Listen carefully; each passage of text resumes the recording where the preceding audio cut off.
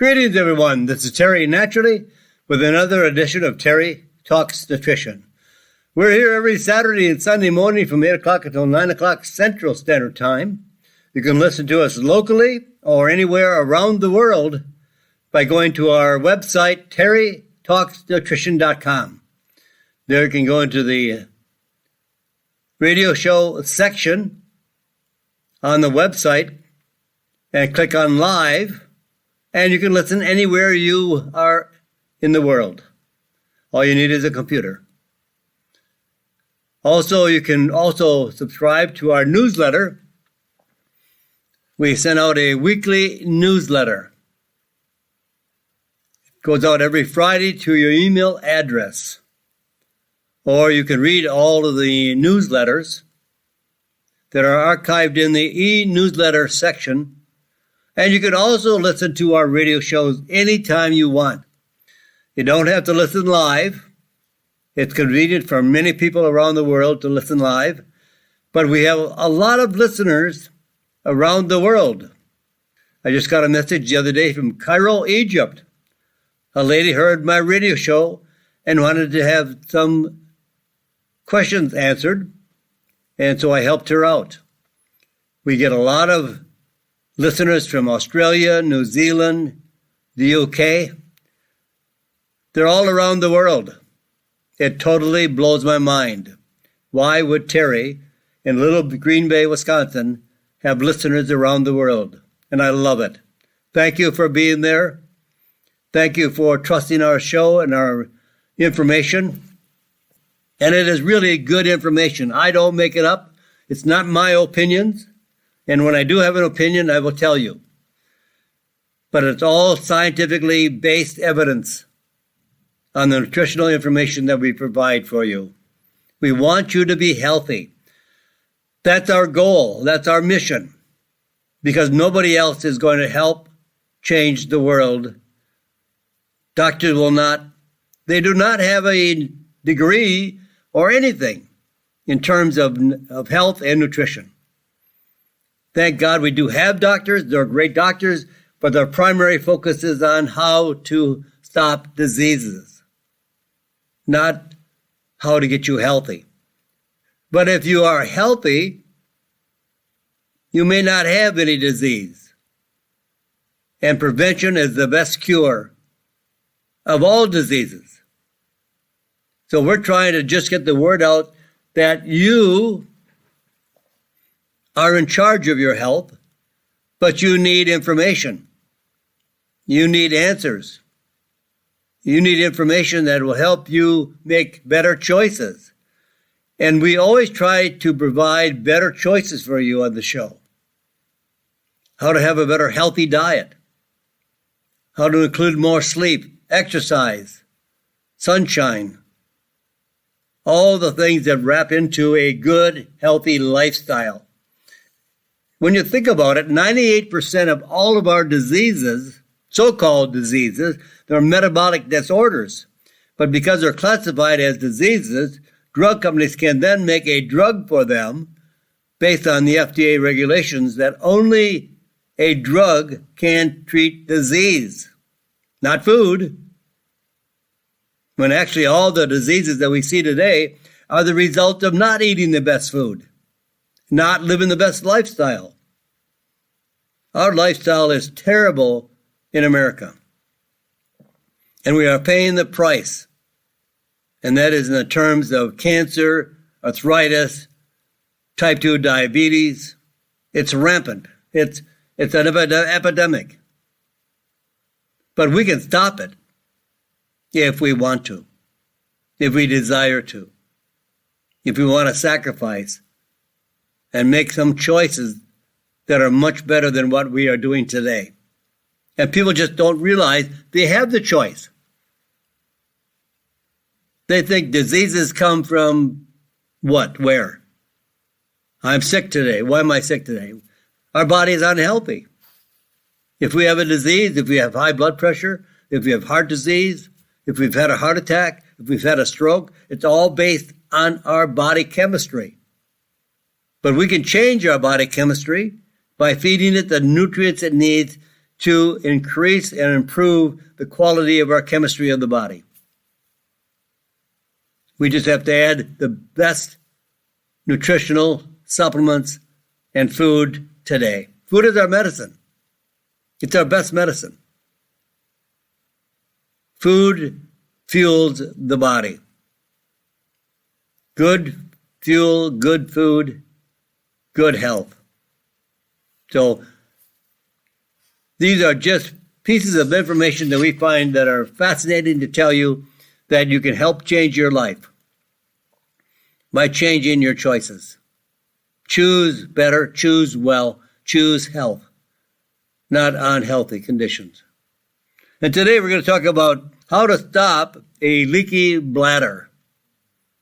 It's a common condition in women. Not so much in men, but yes, still men get up through the night. And it's not because of their prostate, it's because of their bladder. And we can help both men and women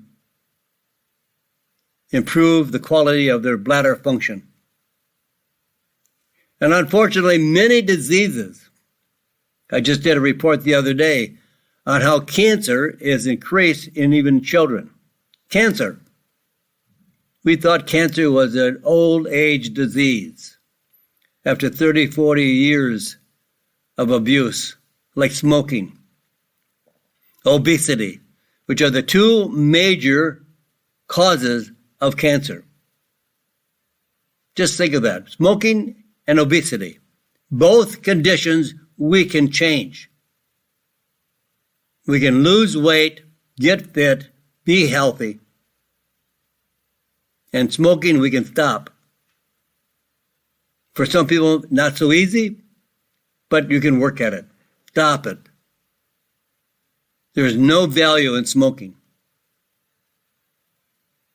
Losing weight, getting into a better fit condition. Because both of these conditions cause a tremendous amount of cancer and other diseases as well. Heart disease, heart attacks, strokes. But now, heart attacks are caused, or I should say, are increasing in even young people today. How do we get stronger and younger? And are you at the risk of lacking magnesium? 90% of Americans are grossly deficient in magnesium. And how important is magnesium? And what about melatonin? I think you always have the thought that melatonin is for sleep. Well, melatonin is for dozens and dozens of diseases. I call them diseases, but they truly are not. But most people would recognize them as diseases. They are totally disorders. The body is out of order. And melatonin increases sleep time for older adults. But after 28,000 studies on melatonin, it is the most studied natural molecule in the world. And then let's take a closer look at the mitochondria. What is the mitochondria? It's much more than a very difficult word to say. And think about traveling. What supplements should you take when you travel? I travel a lot. And I always have my special supplements that I always have with me when I travel. You never know when you might have a viral attack or maybe food poisoning.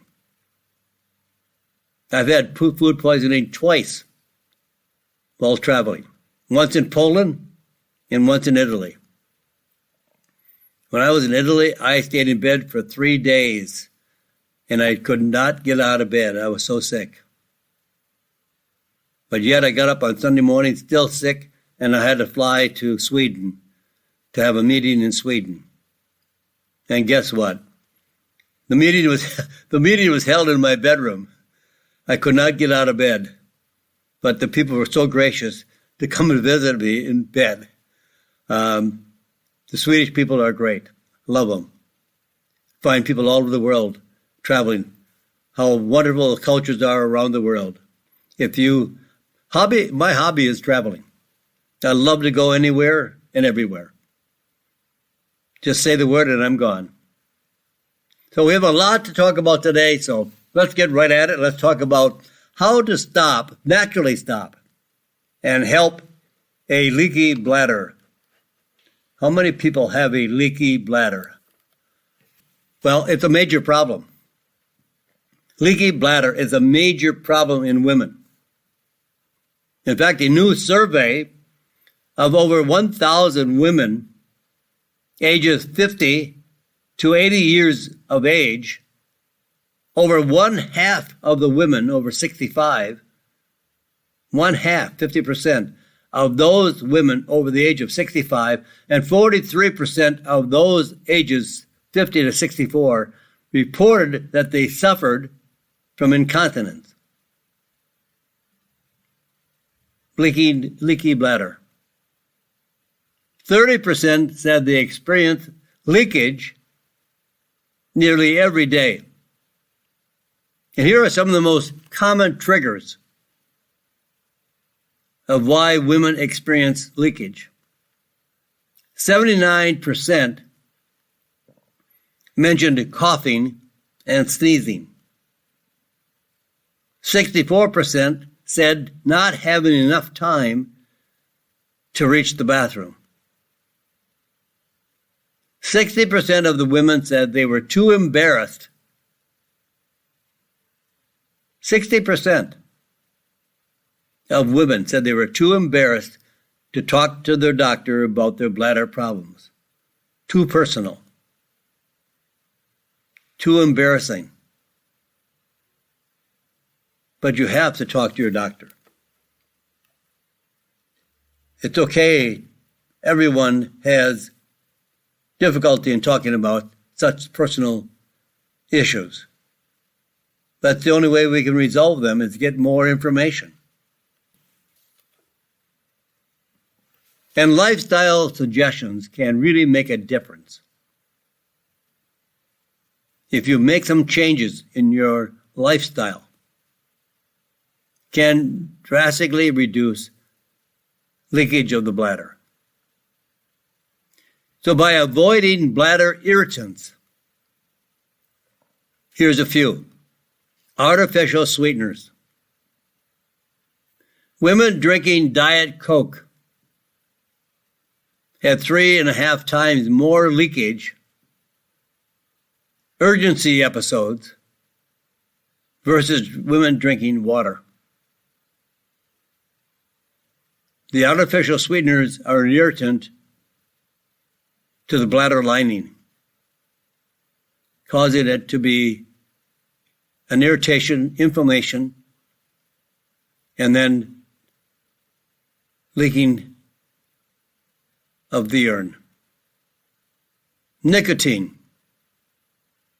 In a clinical study, twice as many women who smoked had problems with incontinence versus non-smokers.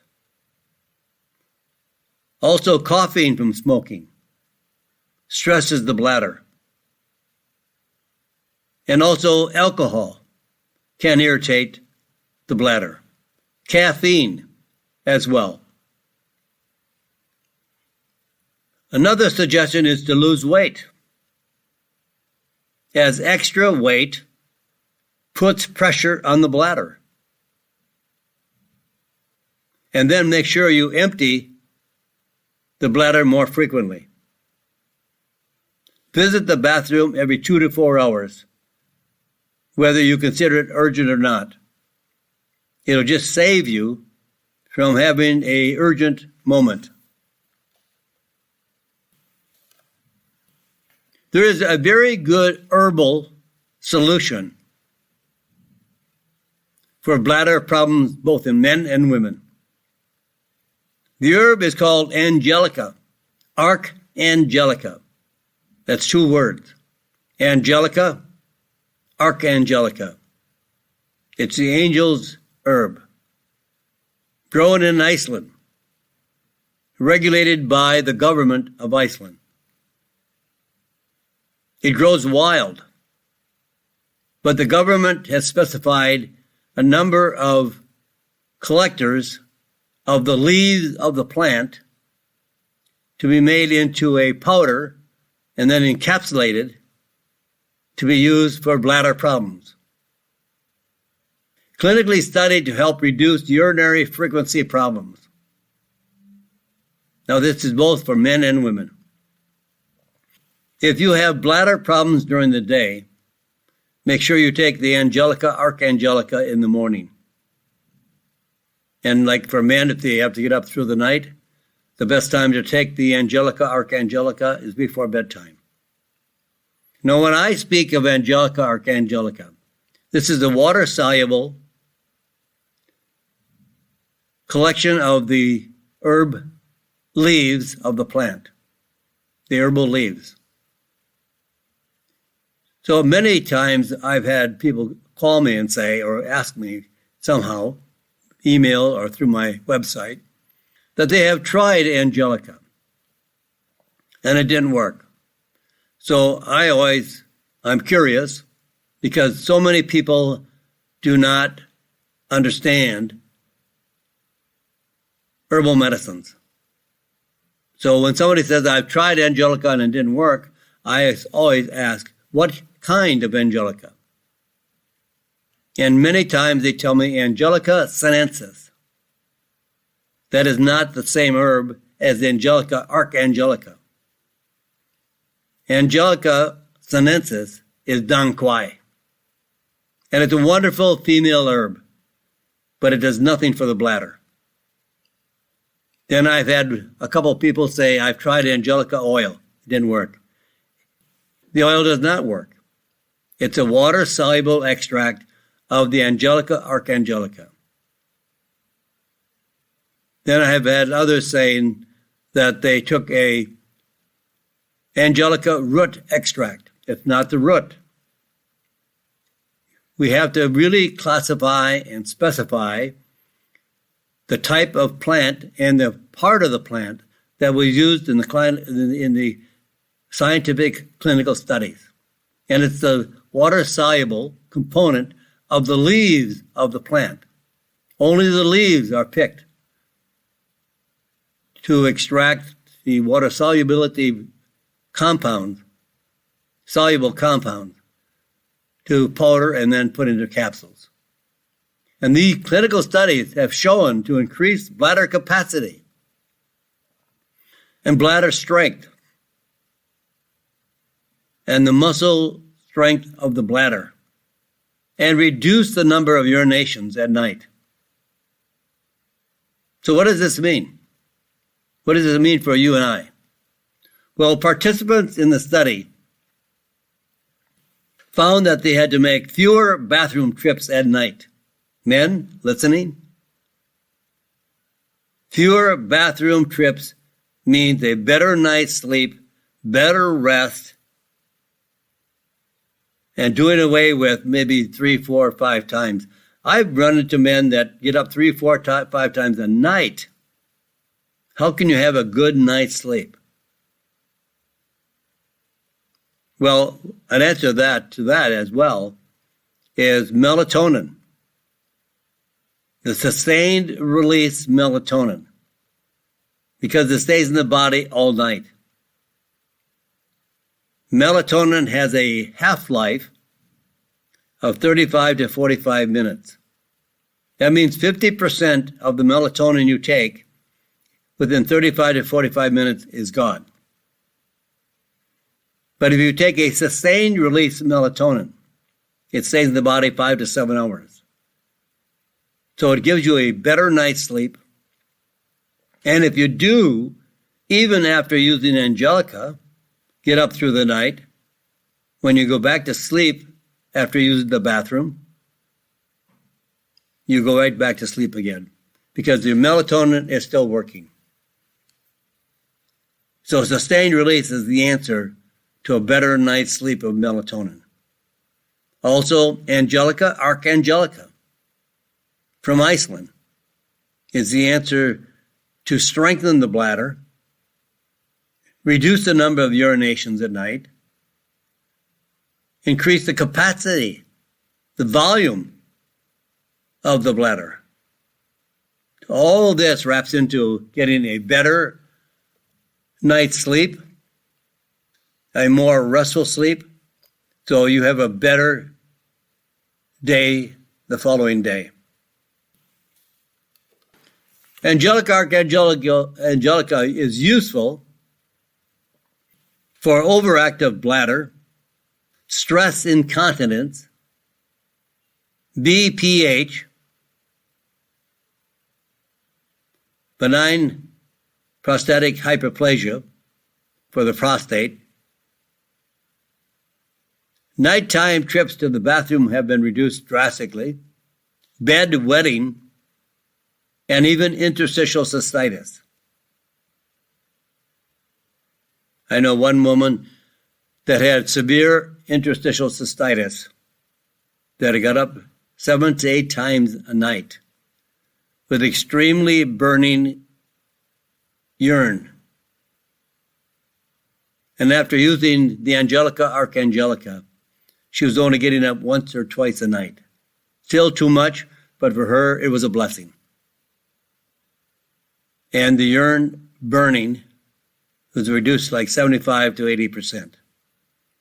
Not 100% success, but she was still very, very happy.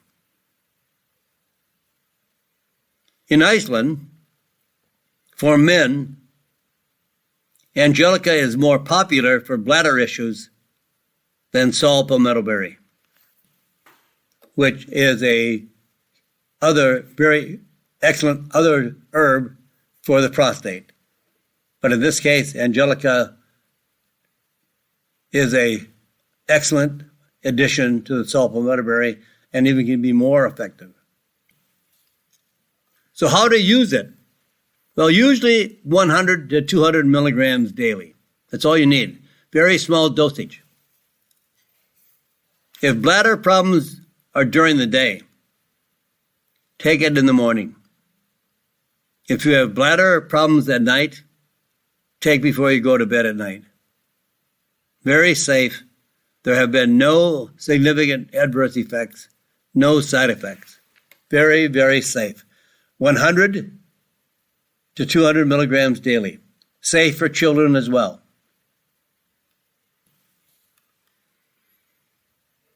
Now, unfortunately, heart attacks are becoming more common in young people.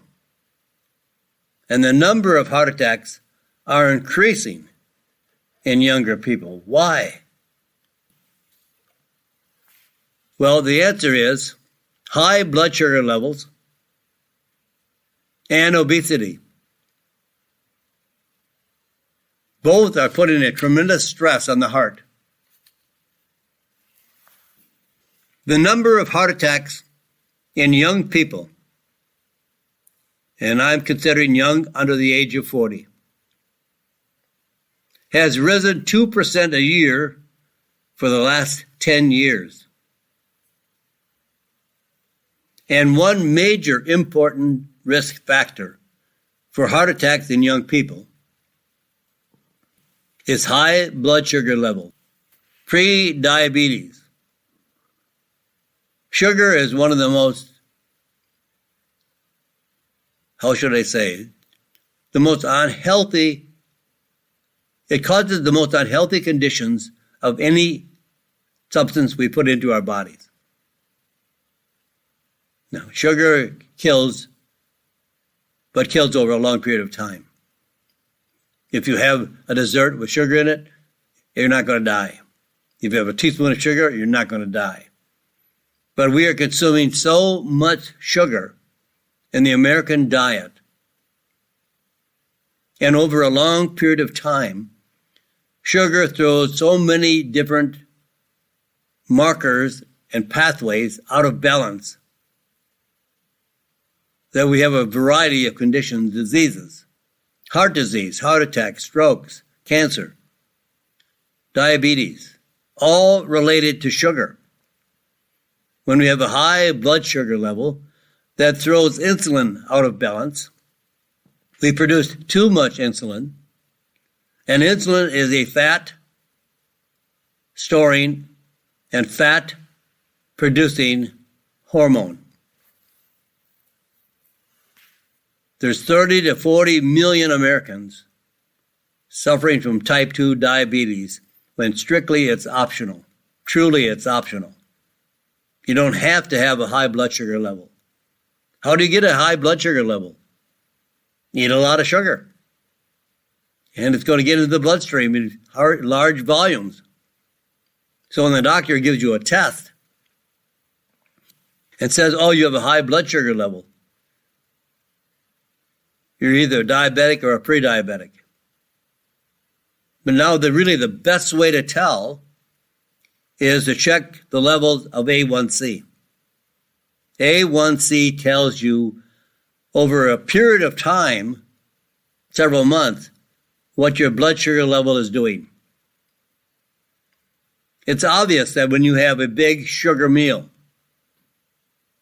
bread, pasta, desserts, wine, all carbohydrates to a certain extent, beer, then you have a high blood sugar level. It spikes up. But that may only be one time. But the best way to tell is to track the A1C level. You want a low A1C level. So one important factor, risk factor, for heart attacks in young people is the high blood sugar levels that would be classified as pre-diabetics. A new study found that young adults with high blood sugar have almost double the risk of being hospitalized for a heart attack versus those with normal blood sugar levels. Obesity is also an important risk factor. 50% of young adults hospitalized for a heart attack were also obese. Obesity and being grossly overweight, or being overweight, just overly fat, is a detriment to your health. It isn't just being out of shape. It is being sick. When you're obese, you create a tremendous amount of higher risk for many, many diseases.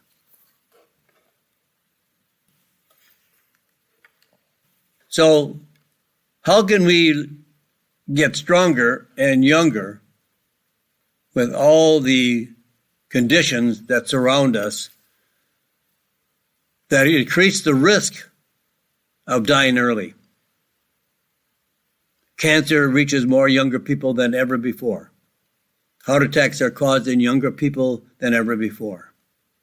Our diseases are going down into the younger children and younger population of America. So researchers collected data from previously published studies on exercise and mortality. This is what is called a meta-analysis, META analysis. After looking at many different studies on the same subject, they use all those studies and they look at the quality of the studies, the population of the studies, the results of the studies, and then after evaluating what might be anywhere from 10 to 20 to 30 more studies, they come up with one conclusion based on all those various studies. And that's what is called a meta-analysis. And they did this on over 200,000 people. The results of this study: 30 to 60 minutes a week of strength training reduces the risk of death from any cause. Not just one cause or two causes, any cause. As well as the risk of serious diseases such as cancer, heart disease, and diabetes by up to 20%. So if you exercise just 10 minutes a day or less, or maybe 20 minutes 3 times a week, that's all you need. With kettlebells, doing a kettlebell swing, do kettlebell deadlifts, do kettlebell squats, just 30 minutes.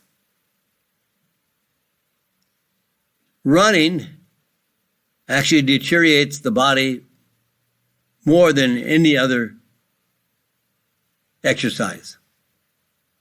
Most runners who run constantly make it a hobby, so to speak, or maybe it's even a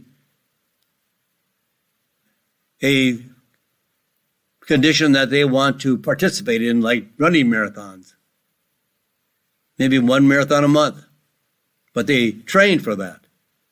So they may run many miles a day, weekly, monthly, and it deteriorates the body. They are very thin. They have a compromised immune system. They get more colds and flu.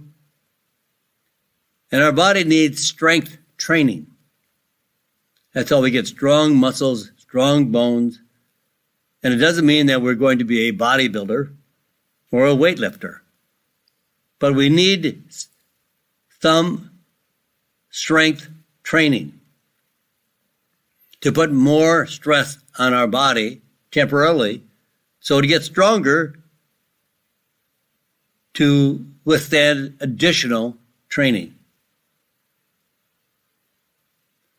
So 30 to 60 minutes a week, 20 minutes 3 times a week could even be 10 minutes 3 times. And this actually reduces all diseases, not just 1 or 2, but all diseases by up to 20%. Adding on some aerobic exercise doubled the benefits, meaning a 40% reduction in mortality versus a lazy lifestyle where they do nothing. They sit on the couch. The only thing that gets an exercise are their fingers on the remote. Now, 12 minutes of strength training, 12 minutes. Who can't afford 12 minutes to reduce mortality, death by 40% by just exercising 12 minutes of strength training 5 days a week, which equals 60 minutes. I love the kettlebell. Sometimes Google kettlebell training or go on my website. I have a video that shows you how to do the kettlebell swing. If you just did the kettlebell swing, and you can do it for 10 to 30 repetitions. And that will take you about a minute, depends on how fast you can move. A minute, maybe 2 minutes. And then you rest for 2 minutes. And your rest should be some kind of positive training as well. It's like passive training. Getting on a stationary bike and just moderately pedal. Or jumping rope. Or running. And then come back and do another 1 to 2 minutes of the kettlebell swing.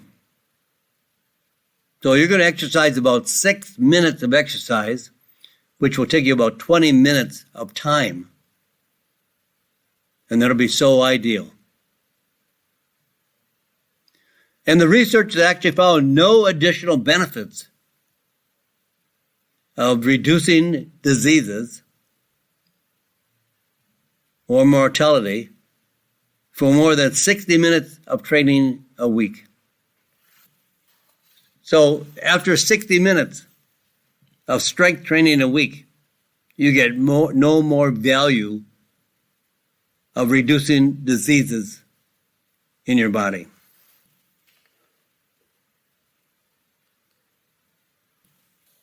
Well, I'm going to take a break right here and let us view some commercials and let the station identify itself. And we'll come back more right here on Terry Talks Nutrition. I'm Terry Naturally. Welcome back, my friends. We're back here on Terry Talks Nutrition. I'm Terry Naturally. We're here to the top of the hour. We're here to share with you more information on a healthier lifestyle. You can make changes that are far greater than drug therapy. And you will not be saddled with any side effects. There are no side effects of eating the right diet, except obtaining the right health. There are very, very few, if any, side effects to taking natural, high-quality supplements to fill in the gap of the foods we're eating today, because even under the fact of eating organic foods, or the best foods we can possibly buy, there is going to be foods that don't have the quality, even though they are organic foods, because sometimes there are sprays, pesticides, herbicides that are flying from other fields to organic fields. You know, we don't control all the chemicals, pesticides, wherever they go. You know, all the songbirds, millions and millions, billions of songbirds have died because of pesticides. It goes everywhere, also causing more cancer. We should be eating to strengthen our body against diseases, cancer and heart attacks and strokes and arthritis and type 2 diabetes. So here is one of the reasons why we should be increasing our level of magnesium. And I wonder, are you at risk for magnesium deficiency? There are 3 factors primarily for magnesium deficiency. A woman needs 320 milligrams of magnesium per day.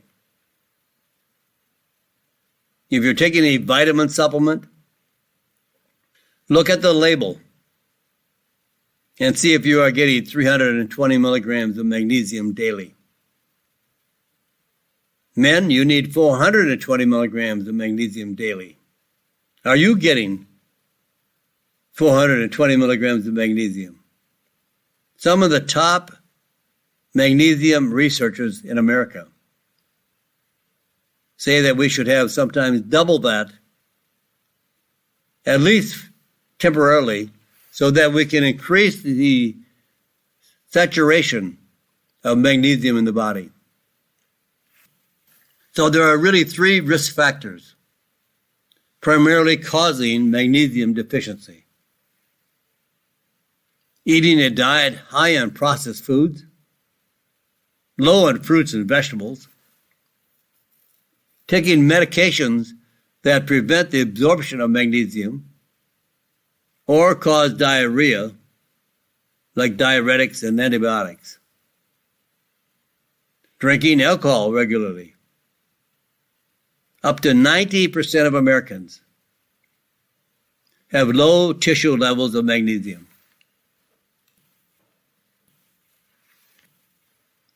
There are 4 signs that we may need more magnesium in our dietary intake. frequent muscle cramps, restless legs,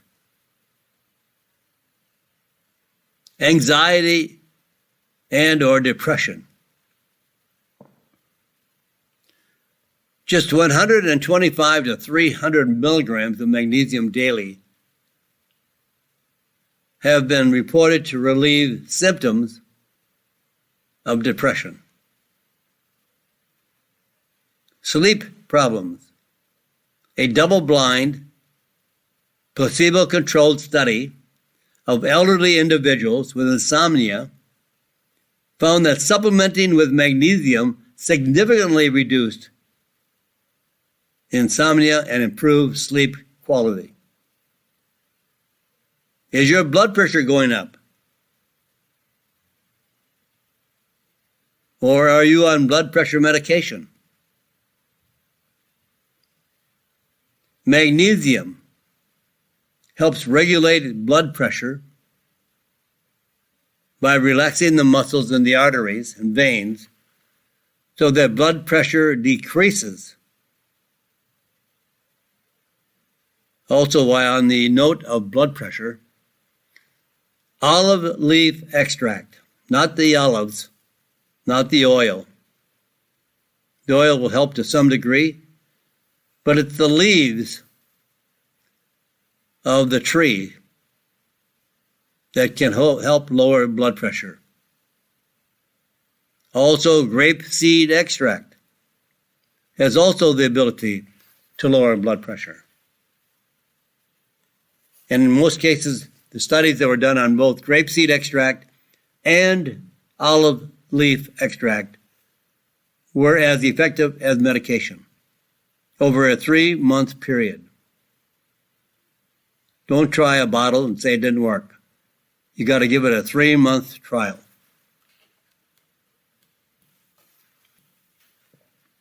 Now, how do you choose a magnesium supplement? Well, you might want to know that not all magnesium are the same.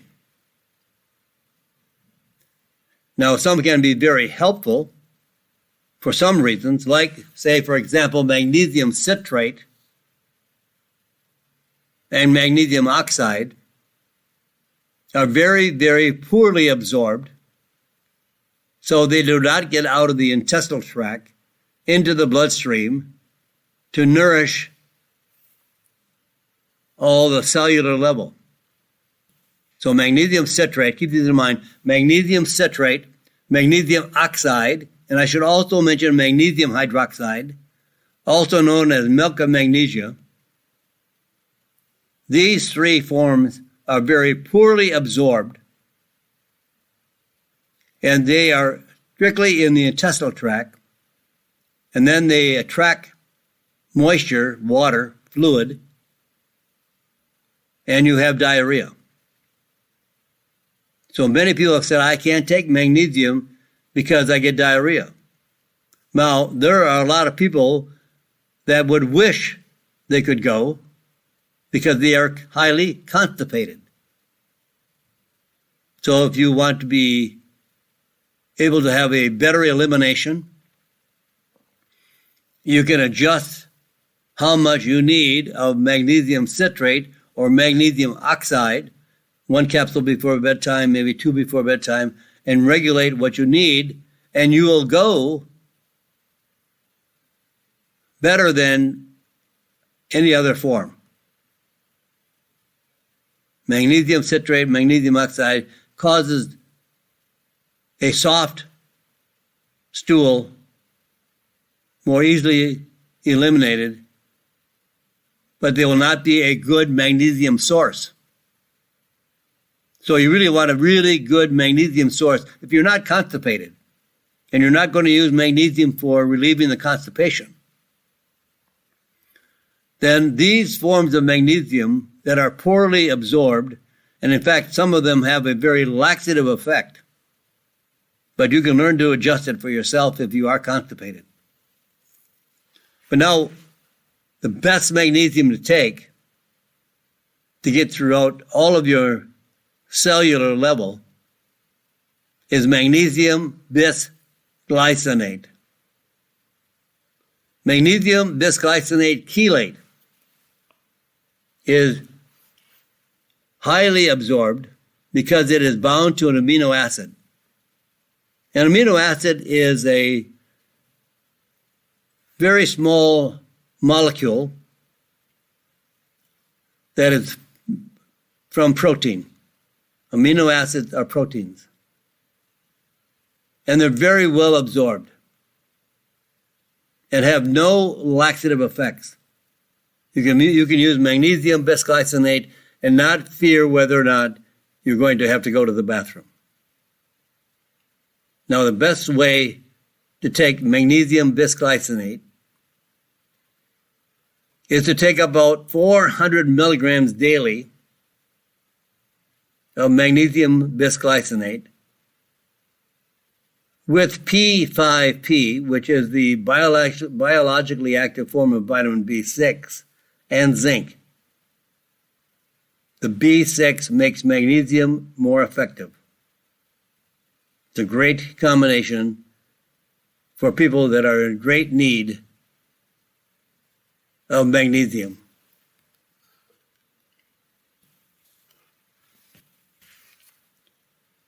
Melatonin. I love melatonin. I have not gone through 28,000 studies, but I have gone through enough studies that I am so impressed with what melatonin can do for us, way beyond just the sleep cycle. Yes, melatonin is secreted from our body, the pineal gland in the brain, at nighttime. So it also was involved with improving the sleep cycle. It's not just for sleep. The researchers such as Dr. Russell Richter at the University of Texas in Austin have spent 40 years researching melatonin. Melatonin is useful as an antioxidant, anti-inflammatory, immune boosting, anti-cancer, antioxidant, anti-inflammatory, many values, including heart disease and a number of all different diseases, because melatonin affects every pathway in the body. It is strictly not a hormone. It doesn't act and behave like a hormone. A hormone is secreted from one gland, and it's never found in food. You don't find thyroxine in food. You don't find DHEA in food. You don't find cortisol in food. But melatonin you can find in every living substance, plant life or animal life, or even frogs and toads and snakes. Melatonin is every living tissue. And we need it for every one of our cellular functions in our body. So Dr. Richter says we need melatonin every day. It's not just for sleep. Although it does help sleep as one of the characteristics of melatonin, because it's secreted at nighttime, and that's when we should be going to bed. But we stay up way too long because we have lights. So when it's dark, we turn on lights. We watch TV. We look at our screens. We look at computers and phones. And as soon as the retina of the eye views the lights, melatonin is stopped, inhibited from flowing from the pineal gland, or if we've taken it as a supplement, it stops it from working. So there's a reason why we have a day-night cycle. But we don't have night cycles anymore. We have extended day cycles. We have more day than night. Some people stay up way too late. Or they party, or they're out with friends, or they're playing cards. They're not going to bed at nighttime. So melatonin stops. And Dr. Richter believes that many of our diseases are caused by a lack of melatonin. But then here is just another study I ran across that melatonin increases sleep time for older adults, and that just seemed to be obvious. 24 healthy adults, ages 55 to 78, with no major sleep issues, remained in a sleep lab with no windows or clocks for a month. Now, I don't know how they could find somebody to do that. That would just drive me up a wall. Actually, they put them in a sleep lab, sleep room. No windows, no clocks. Only they are served food in the room and going to bed for a month. But in this case, it was for 2 weeks. For 2 weeks, everyone received a placebo, a fake pill. And then for the next 2 weeks, half received 0.3 milligrams of melatonin and half 5 milligram melatonin 30 minutes before the scheduled sleep time. The results: the small dosage, 0.3 milligrams of melatonin, did not change sleep time versus the placebo. But the 5 milligram melatonin significantly increased total sleep time and sleep quality. That means it shortens the awakenings during sleep. Mitochondria. What the heck is the mitochondria? Well, let's take a little closer look at it. The mitochondria are special structures inside each individual cell in the body. It's the engine of the cell. They help turn food into energy that keeps the cell and the human body alive, which is why they are called the cell's engine or the cell's battery. You can't see it. We can't see the mitochondria. But when the mitochondria are not functioning, the result is chronic fatigue, aging, increased risk of almost every disease, including metabolic syndrome, Alzheimer's disease, Parkinson's disease, and heart disease. The mitochondria bodyguard that protects the mitochondria is astaxanthin. Astaxanthin. Astaxanthin.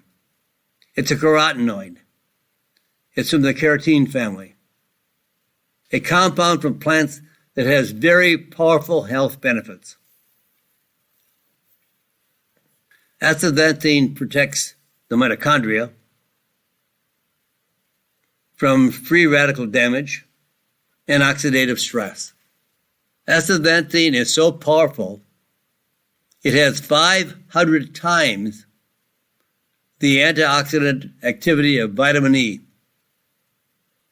Astaxanthin neutralizes free radicals in both the inner and outer layers of the cells. And most antioxidants, their activity on one or the other, but not on both. The real partner to astaxanthin that work synergistically together is CoQ10.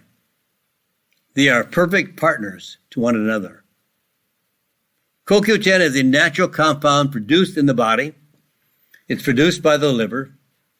And for all of those out there that are on statin drugs to lower cholesterol, you are also lowering one of the most heart protective nutrients, CoQ10. The whole idea behind statin drugs to lower cholesterol is to stop an enzyme from working that produces cholesterol from the liver. That same enzyme system that produces cholesterol also produces CoQ10. And CoQ10 is there for a reason. That's why they are produced together. But when you take a statin drug to lower cholesterol, which in my opinion is terrible, not the best choice at all. And when you take a statin drug, not only are you lowering cholesterol, you are lowering substantially the CoQ10. And CoQ10 makes muscles stronger. When you take a drug like statin drugs and lower the cholesterol, you have muscle pain, muscle wasting, atrophy. Your muscles actually get thinner and more fragile. You get more weak. Boy, if you want to make a country weak, use statin drugs.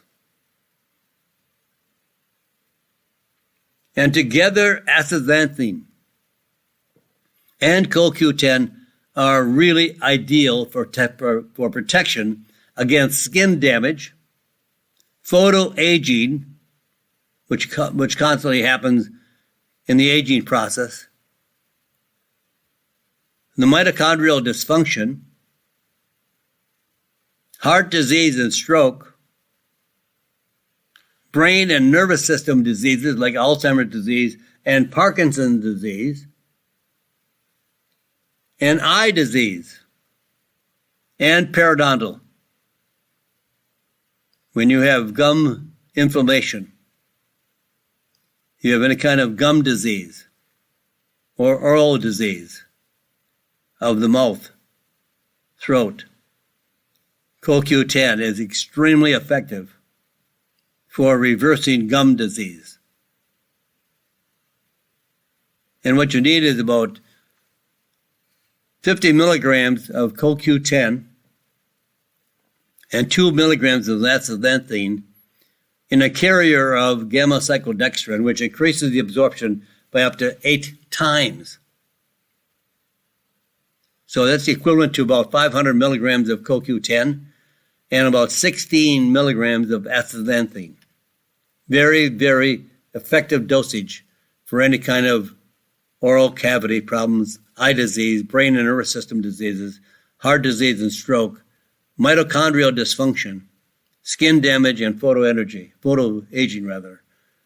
And with that, my friends, we're almost out of time. How fast that hour goes by, I just can't believe it. But here we are at the end of another program. So you have a lot of choices, and you can be healthier and better every day. You're laying more bricks every day to build that human body, that cathedral that God created. So pray for this crazy, crazy, insane world. And God bless you. And God bless this great country. And I'll see you tomorrow on Sunday, 8 o'clock till 9 o'clock Central Standard Time. Thank you for listening to Terry Talks Nutrition Weekly Show. Don't forget to subscribe and leave a review on your favorite podcast platform, including Apple, Google, and iHeartRadio.